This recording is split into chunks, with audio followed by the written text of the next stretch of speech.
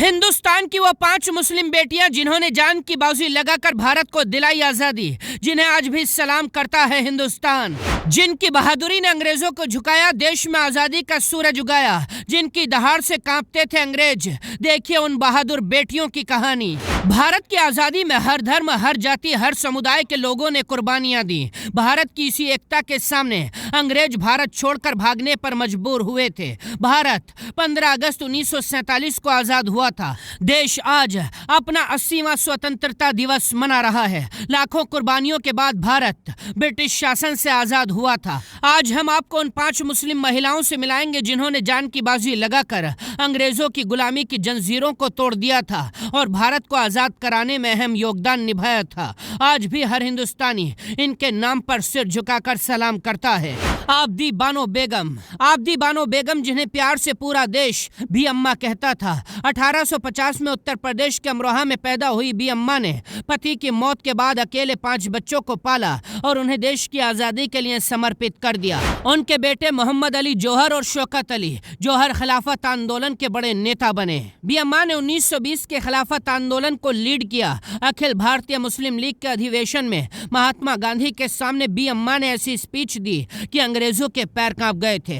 बुर्का और हिजाब पहनकर भी उन्होंने महिलाओं के अंदर आजादी की चिंगारी को जला दिया था। उनकी इसी बहादुरी को देखकर हजारों महिलाएं आजादी के आंदोलन में शामिल हुई थी। बेगम हजरत महल यानी अवध की शेरनी। इनका जन्म 1820 में यूपी के फैजाबाद में हुआ था। 1857 के पहले स्वतंत्रता संग्राम में बेगम हजरत महल ने अंग्रेजों के खिलाफ मोर्चा संभाला।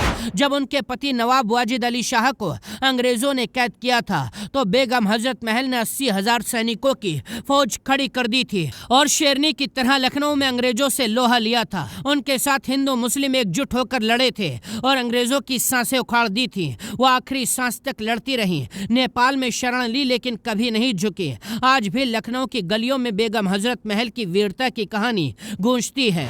बेगम निशातुन्निसा मोहिनी इनकलाब जिंदाबाद का नारा देने वाले हसरत मोहिनी की पत्नी थी। उन्होंने बाल गंगाधर तिलक के साथ मिलकर विद्रोह की लड़ाई लड़ी। अंग्रेजों के सामान का बहिष्कार करने के लिए भारत के पहले खादी उद्योग का उद्घाटन किया था। उन्होंने पर्दा त्याग कर कांग्रेस सेशन में क्रांतिकारी स्पीच दी थी और उर्दू मुल्ला अखबार चलाया था। इनकी क्रांतिकारी सोच ने अंग्रेजों को भी हैरान कर दिया था। बेगम अनीस किदवई 1906 में यूपी के बाराबंकी में पैदा हुई थी। उनके पति शफी अहमद किदवई भी क्रांतिकारी थे। वो देश के लिए लड़ते हुए शहीद हो गए थे। पति की मौत के बाद बेगम अनीस किदवई गांधी जी के साथ स्वतंत्रता संग्राम में कूद गईं। आजादी के बाद राज्यसभा सांसद बनी। लाखों गरीबों के लिए राहत शिविर चलाए। बंटवारे का दर्द सीने में लगाकर शरणार्थियों की मदद करती रही।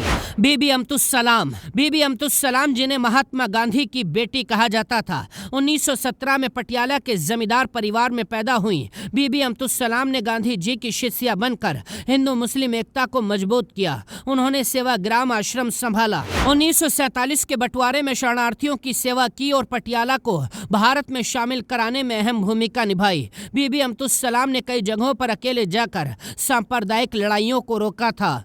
उन्होंने अपनी पूरी जिंदगी गांधी जी के सिद्धांतों पर जी और आजादी की इस लड़ाई में अहम भूमिका निभाई। इन 5 मुस्लिम बेटियों के अलावा इस देश की आजादी के लिए लाखों लोगों ने कुर्बानियां दी हैं। आज अगर हम आजाद हवा में सांस लेते हैं तो इसके पीछे ऐसे ही हर धर्म के हजारों क्रांतिकारियों की कुर्बानी है। अगर ये वीडियो आपको अच्छा लगा हो तो इस वीडियो को शेयर जरूर कीजिए। Bureau report.